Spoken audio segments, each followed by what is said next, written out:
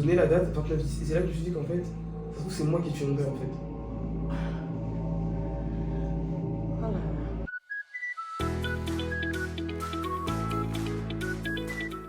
Bienvenue à Scotch, votre émission d'amour, d'écoute et de complicité. Aujourd'hui, je vous accueille dans notre rubrique Histoire d'une famille. La rubrique dans laquelle nous confessons nos douleurs d'enfance. Nous prenons des résolutions et nous impactons la génération future. Pour le témoignage d'aujourd'hui, nous recevrons la sœur Stécie qui va nous partager sa part du psaume 78. Bonjour Stécie. Bonjour Patricia. Merci d'avoir accepté l'invitation à Scotch. C'est un honneur. Tu es avec nous ce matin pour nous partager ton psaume 78, c'est ça? C'est ça. Du coup, pour commencer, ça remonte à mon enfance. Étant petite, j'étais une fille très extravertie, tout le contraire de ma petite sœur, parce qu'on était deux à l'époque. Et j'étais une petite fille très fière de son père, dans le sens où il était dans le monde du football. Il fréquentait beaucoup de grosses têtes dans l'industrie ivoirienne. Il fréquentait tous les dimanches les stades de foot, etc. parce qu'ils se rejoignaient entre anciens footballeurs. Suite à ces matchs, ils allaient manger dans la famille qui invitait un dimanche. Après avoir du coup joué, c'est ma mère qui recevait ce jour-là. Ils sont tous venus du coup chez moi. Ma mère elle était babysitter à cette époque, donc elle était sortie pour du coup garder les enfants qu'elle devait garder de nuit. Après ils ont fini de manger. Je connais les tontons qui se sont assis, ils ont bu jusqu'à. Les choses se sont passées par la suite. Je suppose que du coup il y en a un qui a demandé à aller aux toilettes. Donc du coup les toilettes étaient en direction de nos chambres à nous. Avant d'aller aux toilettes, du coup il est venu dans la chambre pour voir si. Je sais pas, je pense qu'il savait qu'on était là. Donc il s'est approché du lit de ma petite sœur qui était du coup le premier lit auquel on avait accès vu que c'était celui qui était en bas et moi j'étais en hauteur. Comme j'ai dit précédemment, je suis une fille très extravertie, donc dès qu'il y a quelqu'un qui est rentré au lieu de dormir comme on nous a demandé, je me suis levée et tout, voilà, tout. Donc moi comme il m'a vu arriver, il m'a demandé où étaient les toilettes, de lui montrer, etc. Je lui ai indiqué d'abord, mais il m'a dit de descendre, de lui montrer. Donc, je suis descendu, je lui ai montré. Il a suivi des attouchements qui ont commencé déjà dans les toilettes. Ensuite, dans notre chambre, il y avait un clic-clac. Ensuite, j'ai été abusé sur ce clic-clac là. Ensuite, il est parti. C'est quelqu'un que j'avais jamais vu avant. C'était un ami à mon père. Cela était là exceptionnellement. Par la suite, du coup, à l'école, il en a suivi des changements de comportement. Mes parents étaient beaucoup provoqués par la suite. J'ai une question. Quand ça s'est passé, personne n'a su, t'as pas eu de douleurs qui ont donné un signal aux parents et tout ça? J'étais en âge où je m'habillais toute seule, je me lavais toute seule, donc en soi il n'y a pas eu de parents qui ont été alertés par quelque chose. Et je ne suis pas allé le dire aux parents. C'est que un an après où une cousine elle est venue chez moi. En un an je pense que j'ai pris un peu plus en maturité, j'ai pu comprendre que ce qui m'était arrivé n'était pas normal. Donc j'en ai parlé à la cousine en question et au moment où je parlais avec elle, il y avait du monde au salon, il y a une tata qui est rentrée dans la chambre et on s'est tué d'un coup. Donc elle est sortie et elle a pris que ma cousine dans son cas-yeux. Et elle lui a demandé ce que je disais. Alors elle lui a dit ce que je lui ai dit et donc c'est de là que mes parents ils ont su que du coup un an après. Très bouleversé, très attristé, etc. Donc peu de temps après, moi ma grande sœur elle est venue en France et passé un événement similaire. Du coup là concernant, il s'est passé un événement similaire où ma mère a eu directement recours à la police, etc. Je me suis dit pourquoi il n'y avait pas eu la même chose avec moi en fait. Tu avais quel âge? J'avais 7 ans. 7 ans? Ouais. C'est à partir de 7 ans que tu as commencé à avoir ce genre d'idée, de pensée de pourquoi est-ce qu'à ton tour c'est comme ça? Pourquoi? À ce moment-là, en tout cas, l'attention était beaucoup portée sur elle, donc je me suis dit pourquoi, etc. Est-ce que c'était la jalousie que tu ressentais? C'était pas forcément de la jalousie, c'était de l'incompréhension. Ma mère n'était pas forcément triste de ce qui se passait, elle était plus énervée en fait. Donc je sais qu'elle était énervée contre elle. J'étais pas jalouse, j'étais pas jalouse, mais juste de l'incompréhension en fait. Pourquoi? Je me posais la question peut-être parce qu'elle venait d'arriver, donc en gros on l'a protégée, si je peux dire ça comme ça. Un jour comme ça je me suis rendu, c'était la pause midi parce que je mangeais tous les midis chez moi. Je suis retourné du coup à l'école, je suis allé dans un magasin et j'ai volé des chewing-gums. Et comme de par hasard, en sortant du magasin, ma mère elle était là en fait. Elle m'a dit qu'est-ce que tu fais là, pourquoi t'es pas à l'école, parce que du coup l'heure elle était déjà passée, tout, pourquoi t'es pas à l'école et tout, et qu'est-ce que t'as dans la main, et j'ai dit que c'était ma soeur du coup qui m'avait envoyé voler. Ah ouais, ta soeur en question que tu pensais être protégée. Voilà, soeur du coup avec qui je faisais la comparaison en fait, avec tout ce qui se passait déjà autour d'elle. Il y avait déjà une tension. Il y avait déjà une tension, voilà. Ça a empiré les choses en fait, ma mère elle a eu encore plus nerf contre sa fille et tout. J'ai compris, mais j'ai su qu'à partir de cet acte-là, du coup, c'était une porte qui était ouverte au diable. C'est ça. Suite à ça, je me suis pas arrêté. On ne fait que voler. Tu volais dans les magasins? Les magasins, je volais Je voulais les gens, je voulais tout en fait, je voulais tout, tout, tout. Déjà, à l'âge de 8 ans, 8-9 ans, avant de du coup déménager, on envoyé chez un psychologue. J'ai été diagnostiqué kleptomane. Wow. Donc j'étais kleptomane. Comment est-ce que le diable travaille? Il a forcément voulu changer ton identité. C'est ça. Ouais, je volais tout le temps. Je sais que même on en a suivi d'un vol à l'école où j'ai volé, je crois, des gommes à une fille. J'étais tellement rebellé en fait. C'est à moi, en gros, j'ai volé, c'est à moi. Ça m'appartenait. Comme ils voulaient le récupérer, je me suis battu avec ma maîtresse. Waouh. Je me suis battu avec ma maîtresse, j'ai été viré de l'école, c'était en CM1. Juste après ça, on a déménagé à Angers, parce que du coup c'était en région parisienne ça, c'était sur Paris. On va dire dans le secret, mes parents étaient déjà en instance de divorce, c'était par rapport à ce qui m'était arrivé. Et dans les recherches de qui était la personne, mon père c'était quelqu'un de très fier, donc il voulait pas forcément qu'on expose cette histoire-là et que toute la diaspora ivoirienne soit au courant pour rechercher une seule personne. Donc ils ont divorcé. En venant sur Angers, du coup j'ai continué à voler, vu que j'ai vu que c'était une facilité. J'ai volé pour m'habiller, j'ai volé pour maquiller, j'ai volé pour tout en fait. Même quand j'avais pas besoin, je volais. Je volais, enfin c'était... Ça faisait partie de moi, ouais. Ma question c'est pourquoi tu volais? Parce que le but au départ c'était d'accuser ta soeur, n'est-ce pas? Les autres fois que tu t'es mise à voler, c'était pourquoi en fait? La facilité, l'accessibilité, je sais pas, c'est facile. En fait, là c'est le système de pensée maintenant qui jouait son rôle en fait. C'est ça.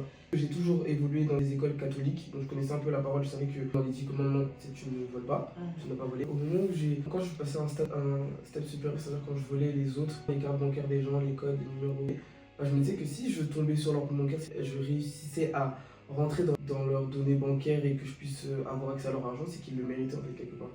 Donc je me disais que... Ça veut dire que tu étais dans ta logique, ouais. là, toi, en fait. Tu étais dans ton monde. Ouais. Toi, c'est accessible, c'est normal. Voilà. Waouh. Et par rapport au divorce de mes parents, je me suis encore plus rebellé dans le sens où j'étais attaché à mon père et je comprenais pas pourquoi on nous séparait comme ça d'un coup. J'étais vraiment contre ma mère. Parce que du coup, c'est elle que j'ai vu aussi dans les devants par rapport à ma grande sœur. C'est ma mère qui était allée voir la police et tout. Donc, en grandissant, quand ces mêmes pensées revenaient dans ma tête, ça se décuplait en fait. Mes émotions se décuplaient. Donc, je faisais pire. Ma mère, je sais qu'elle a ouvert un restaurant. Je la volais elle. J'avais son chéquier, sa carte d'identité. J'allais dans les magasins.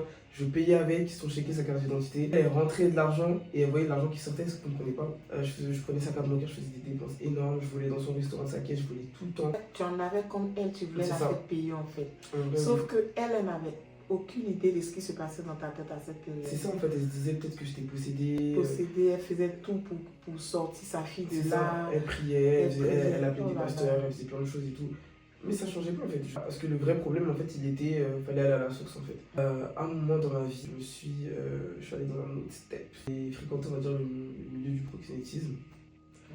La fois où j'ai volé dans ce milieu-là, j'ai fini en garde à vue. Mon père, vu que c'était en région parisienne, c'est mon père qui est venu me chercher. Et quand on est rentré, il m'a parlé du coup on va dire, il a pleuré dans les bras. Il m'a demandé pardon à la police. L'image qu'on lui a donnée de moi, ou même qu'on m'en a expliqué les choses, c'est comme si c'était moi qui me prostituais. Donc, en fait, il avait cette image-là. Et ça lui a rappelé du coup la fois où un ami à lui m'avait touché. En fait, il a pensé à culpabiliser. Ouais, il était submergé de plein d'émotions, il m'a demandé pardon en pleurs.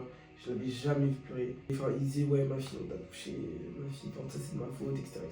J'ai compris qu'il était au courant. Ça m'a touché sur l'instant, mais du coup, quand je suis rentré, moi, sur Angers, parce que du coup, je faisais la navette en Angers-Paris à cause de mes parents divorcés.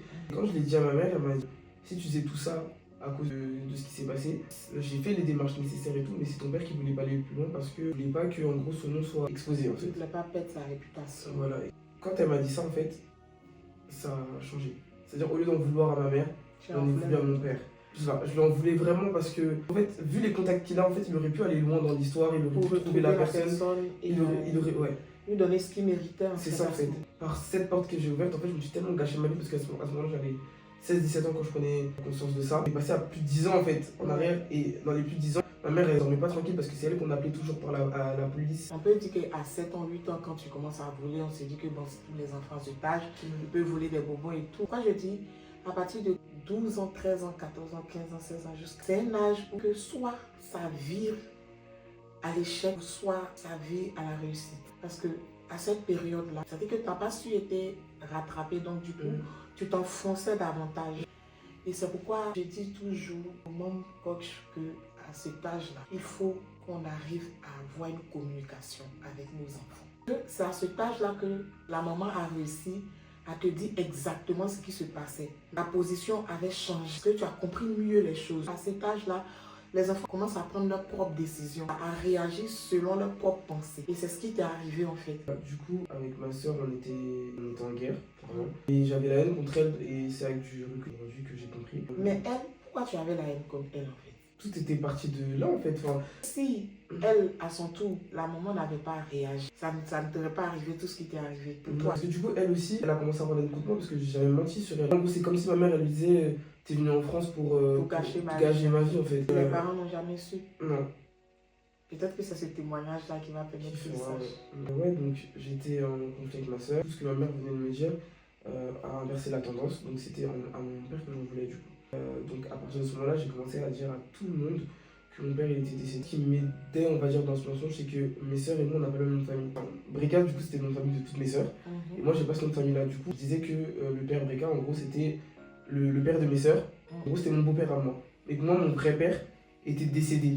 J'avais même une date à laquelle mon père était décédé. Triste. Attends.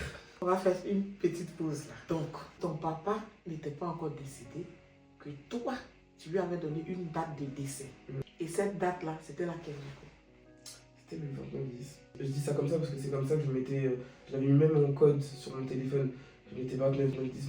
Et ça, c'était la date de décès de mon père dans ce que je faisais croire aux gens en fait. Et 29-10, c'était la date que tu avais donnée aux gens pour dire que mon père était décédé. Or que ton père vivait. Ouais, or que mon père vivait. Et en 2020, mon père il est décédé le 29 octobre 2020. Donc le 29-10. Et quand j'ai réalisé ça, c'est quand j'ai ouvert justement une carte bancaire de mettre livré par la poste. Et je comptais mettre ce code-là en fait automatiquement vu que c'est le même pour tous mes comptes. Et là, véritablement, mon père était décédé. Donc une marque de... je sais pas, j'ai voulu mettre 29-10. Et quand j'ai vu l'enveloppe, le code qui était déjà écrit, c'était déjà 29-10 en fait. Ça m'a fait un tilt, je me suis remémoré. Et je me suis rappelé qu'en fait, à chaque fois, moi quand je parlais de mon père au passé en disant qu'il était décédé alors qu'il ne l'était pas, je donnais la date 29-10. Et c'est là que je me suis dit qu'en fait, ça se trouve c'est moi qui ai tué mon père en fait. Oh là là. C'est-à-dire, la vie et la mort sont au pouvoir de la langue. Voici une personne qui a toujours prononcé de sa bouche que son père est décédé le 29-10, or qu'il vivait encore. La parole est esprit et elle est vie. Son père décède le 29-10. Faisons attention à ce que nous sortons de nos bouches. Sa parole reste inchangée parce que je sois en crise, que je ne le sens pas. Elle a pris vie. Voilà. Waouh, j'ai des frissons. Puis le moment où vraiment je rentre dans ma foi, parce que du coup c'est le décès de mon père qui m'a fait rentrer véritablement en Christ. Et c'est il n'y a pas si longtemps quand il m'a montré vraiment le fil de ma vie pour appuyer sur le verset du coup que la vie et la mort sont au pouvoir de la langue en fait. Parce qu'il aurait pu choisir une autre date, même s'il avait décidé de l'enlever en fait à cette année, il aurait pu choisir une autre date en fait. Il a choisi celle-là pour montrer quelque chose, pour témoigner que sa parole est vivante. Elle est vivante, c'est ça. Qu'est-ce qui s'est passé dans ta dépression? Tu as posé un acte? J'ai tenté de me suicider, j'ai envoyé un message à ma petite soeur, à ma mère, et je me suis enfermé dans la douche et j'ai pris des médicaments. Dieu n'a pas permis. Il y a beaucoup de personnes dans ton cas. Il fallait que tu témoignes. Ça se voit quand même que j'ai quitté cette dépression, j'ai mieux par la grâce de Dieu. Mais comment ça s'est passé ta rencontre avec le Seigneur? J'ai grandi dans une famille déjà chrétienne. Et comme j'ai dit, on a fréquenté que des écoles privées, donc catholiques, qui enseignaient le catéchisme. J'ai toujours eu un rapport avec la religion, mais pas la relation. Quand mon père il est décédé, je voulais faire appel au père des orphelins. Je voulais vraiment en fait qu'il me comble en fait. Sa parole, je l'ai médité, je l'ai cherché. Vu que des amis autour de moi avaient une vie de chrétien, on va dire, qui allait à l'église, qui servait le Seigneur, etc. C'est ce que j'ai fait. Je me suis baptisé, j'ai rencontré le père de mon fils, parce que du coup j'ai un enfant. Dans tout ça en fait, dans tout ça je continuais à voler.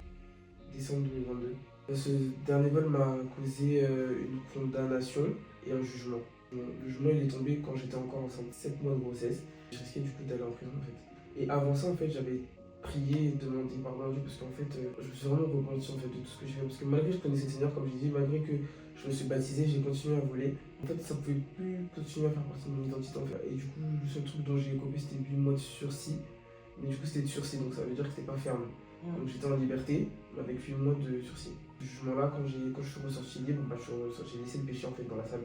Je suis vraiment ressorti libre en fait. La repentance sincère et la réelle rencontre avec le Seigneur. On parle du Seigneur ici parce que, comme on l'a dit au début de l'émission, on a dit on confesse nos douleurs d'enfance. Dans la confession, il y a tout ce que toi aussi tu as fait. Il y a tout ce que ton papa fait vivre. On prend des résolutions et on impacte. C'est ce qu'on veut prôner ici. Expliquer ce par quoi nous sommes passés. Prendre des résolutions pour impacter. Le Seigneur qu'elle a rencontré, devant qui elle a déposé son fardeau, parce que c'était un lourd fardeau ce qu'elle portait. Et il a repris telle qu'elle était. Il lui a redonné une autre identité. Je suis relevé, j'ai monté mon entreprise. Là, je suis auto-entrepreneur dans le domaine de la beauté. Amen. Jésus qui restaure. Je suis fière de dire que Jésus restaure en fait. Je n'ai plus jamais volé jusqu'à maintenant. Gloire à Dieu. Moi j'ai une question. Est-ce que tu as eu le temps de demander pardon à ta maman pour tout ce que tu as pu lui faire vivre durant tout ce temps? Parce que la Bible dit, honore ton père et ta mère et tu vivras longtemps. Parce qu'aujourd'hui ton papa n'est plus là. Lui, tu ne peux plus le faire. C'est une question. Je sais qu'on a déjà eu à parler de tout ce qui s'est passé. Mais demander pardon pour dire que oui, je reconnais et tout, non. Il le faut. Quels sont vos rapports en ce moment, toi et ta sœur, celle que tu as accusée? Elle a su il n'y a pas longtemps déjà les raisons pour lesquelles j'avais fait ça. Elle et moi, on est devenus très fusionnels. Il n'y a pas une journée qui passe sans qu'on s'appelle, au moins 15 fois dans la journée, vraiment. C'est comme ma meilleure amie, vraiment. Sans elle, franchement, dans ma vie actuelle, là, je sais pas ce que je ferais. Gloire à Dieu, l'ennemi n'a pas réussi à vous diviser, c'est déjà bien. Et donc du coup, ton fils... Pour savoir mon fils, vraiment, je suis très à cheval sur ce que je dois lui transmettre. Déjà, je veux tout faire bien. Au-delà même de l'action qui m'est arrivée, Dieu n'a pas forcément voulu qu'il m'arrive ça. C'est pas lui qui a décidé, qui dise que ouais, c'était doit se faire violer en fait. Pour moi, en fait, avec du recul et comment Dieu m'a tracé les choses de ma vie, en fait, c'est une porte qui a été ouverte dans le mariage de mes parents. Du coup, le diable est passé par moi, en fait, pour les diviser eux. Faire en sorte que mon fils ne devienne pas un pion, que le diable n'ait pas à avoir accès à mon fils par mes actions, en fait. Faire attention à tout ça. Gloire à Dieu et tes résolutions sont vraiment très bien. Je te dirais, recommande ton sort à l'Éternel. Confie ton enfant à Dieu. La Bible dit que quand tu acceptes le Seigneur comme ton sauveur, ton Seigneur, tu es sauvé toi et ta famille. Sois à son écoute et arrange-toi à être sa complice. Sois sa coach. Le coach rassure, le coach est à l'écoute, le coach est présent. Comme on le dit, mon best coach, sois la meilleure coach de ton fils. Sois béni. Et merci d'être passé sur notre plateau. Qu'est-ce que je peux dire aux mamans qui vont regarder en train de témoigner sans gêne, sans stress, sans peur de tout ce que tu as vécu? Ce que je pourrais leur dire, c'est premièrement faire attention aux portes qu'on ouvre à l'ennemi, parce que du coup, avant un certain âge, avant un âge conscient, avoir une certaine moralité spirituelle, c'est nous qui sommes les portes d'accessibilité au diable dans la vie de nos enfants. Et attention à la parole, tout ce qu'on proclame. Il est important de proclamer du bien sur la vie de nos enfants et sur nous-mêmes. La Bible nous dit, la Bible a démontré encore avec moi, que la vie et la mort sont au pouvoir de la langue, donc faites très attention à ça. Ce que je voulais véhiculer à travers ce témoignage. Merci Stécie. Shalom à vous. On se retrouve dans notre prochaine rubrique. Shalom. Mambes Coach accompagne les mamans qui veulent prendre conscience, fermer ses portes et choisir des paroles qui bâtissent, guérissent et protègent les générations à venir. N'oubliez pas de vous abonner, partager et liker. À bientôt sur Mambes Coach.